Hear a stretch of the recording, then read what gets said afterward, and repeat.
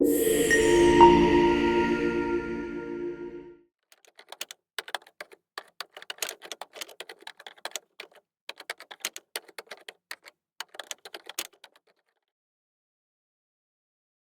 if I told you that a man could be tied to a murder scene? Not by fingerprints, not by surveillance, not by witnesses, but by a trace of DNA. That may not even be his. And a process built more on prediction than proof. That's essentially what happened in the case of Bryan Kohberger, the man accused of committing the Idaho 4 murders. Investigators recovered a trace amount of DNA from the snap of a knife sheath found at the scene. It was the clue that really sparked the investigation and led to his arrest. But somehow, the rest of the story just doesn't add up. Let's try to unpack how this could have happened, and see if the pieces of this puzzle truly fit together. In traditional forensic DNA testing, scientists look for STR markers, short tandem repeats, or repeating patterns in your genetic code. Typically, labs need at least 13 to 20 of those markers to make a solid match. Anything less is statistically unreliable. That's why the national database, CODIS, is designed to reject partial profiles. CODIS has safeguards that maintain accuracy in DNA testing and won't return a match on a partial profile. It's all or nothing. In Kohberger's case, the DNA found on the sheath has become a key point of contention in the courtroom. A lab manager from the Idaho State Police testified that the most accurate way to describe the sample was as touch DNA, meaning it was likely transferred through secondary contact, a few skin cells. Not a direct touch, but that couldn't be definitively concluded. The defense argued that labels like touch or contact DNA could mislead the jury unless the meaning is explained. Ultimately, the court allowed both the use of the term and the lab manager's testimony to clarify what those terms actually mean. Here's why. The smaller the DNA sample, the more people it could match. The larger the sample, the more precise and the fewer the matches. Touch DNA is often degraded. A partial piece of DNA with few markers. One that can't meet CODIS standards, and usually those cases go cold. But since around 2018, investigators have been turning to a new kind of DNA testing. A workaround. A loophole. Testing that doesn't come with the same safeguards or restrictions as CODIS. It's based on something called genetic genealogy, or also known as IGG. Instead of STRs, it tests for single nucleotide polymorphisms, also known as SNPs. SNPs are small genetic variations that can help identify biological relationships and genetic connections between individuals. But here's the problem. Many people can share the same SNP variations, and when you're working with just a partial DNA sample, it could match hundreds, sometimes thousands. The bottom line is this. Whether you're testing SNPs or STRs, a partial DNA sample is still just that, partial.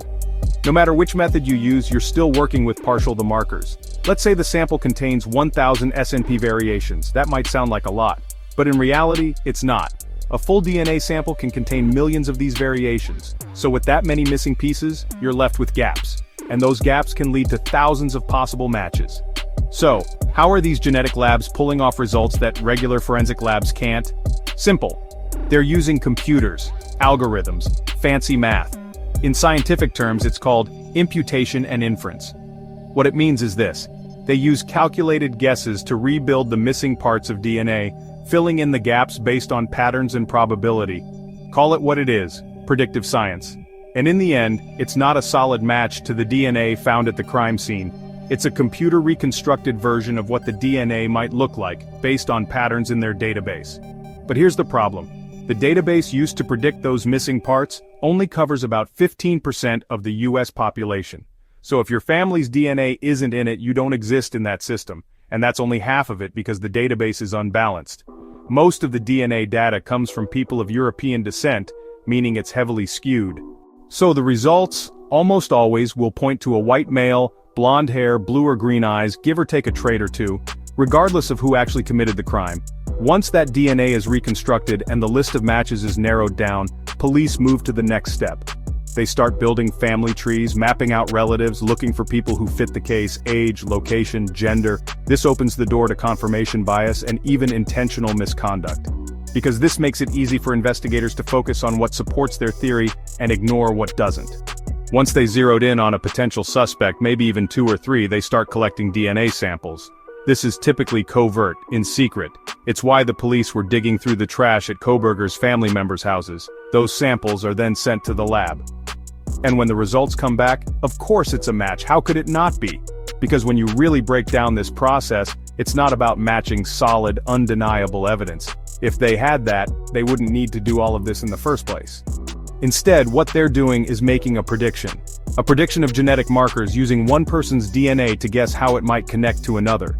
And to really fully understand what that match means, you need the lab reports, the testing records, and the notes showing how the family tree was built. But in the case of Bryan Kohberger, when the defense asked for those files, they got nothing. No documents, no data, no explanation. That's not how science works, and that's not how justice should work. If you've ever taken an ancestry test, then you might have noticed your results change over time. Today you're 25% French, but next year, you might be 35. Why does that happen? There are a few reasons, but the biggest one is because these databases are still very limited. As more people are added, the data shifts and the statistics evolve. And yet, this same underdeveloped data is now being used to convict people of serious crimes. In Kohberger's case, the defense isn't saying the DNA is fake. They're not even saying it's wrong. They're just asking one thing. Show us how you got there. How did you start with a partial piece of DNA that could match hundreds, even thousands, and somehow point the finger at one man? That kind of leap needs real answers. Not just the conclusion, but every step along the way, because those steps, they matter. The reports might even show someone else could have been a match. And if that information exists but isn't turned over, that's not science, it's misconduct. And legally it's called withholding exculpatory evidence. In the courtroom, that's a serious violation. DNA is a powerful tool, but in the wrong hands, without transparency, without accountability, it's not about truth, it's about convenience. CODIS was built with rules and restrictions for a reason. To protect your rights. To prevent against wrongful convictions based on erroneous DNA matches. IGG doesn't have any rules or restrictions. Even worse, this technology is new, and many in the justice system, including prosecutors, attorneys, judges, even police, don't fully understand how it actually works yet. They don't realize it's built on incomplete, flawed data, statistical guesswork, and population bias. Here's another crazy part to all this. Before 2018, the genetic genealogy industry was collapsing, sales were slowing, interest was dying off. But then came the breakthrough moment, a partnership with law enforcement, and the arrest of the Golden State Killer. Overnight, the narrative changed. What was once just a hobby became a tool of justice.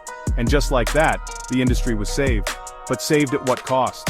Because now it's being used to put more and more people on trial every day, even ones facing the death penalty. This time, it landed on Bryan Kohberger, a criminology PhD student. Not just another suspect, but someone who knows exactly what they're using against him.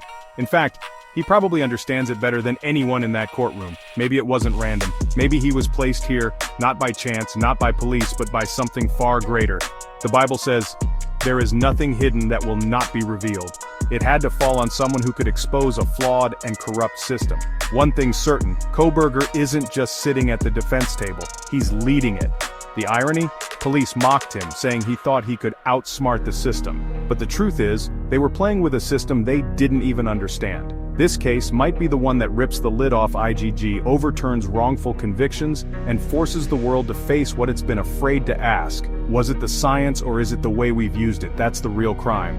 Let me know your thoughts in the comments below, and don't forget to like, share, and subscribe. Thanks.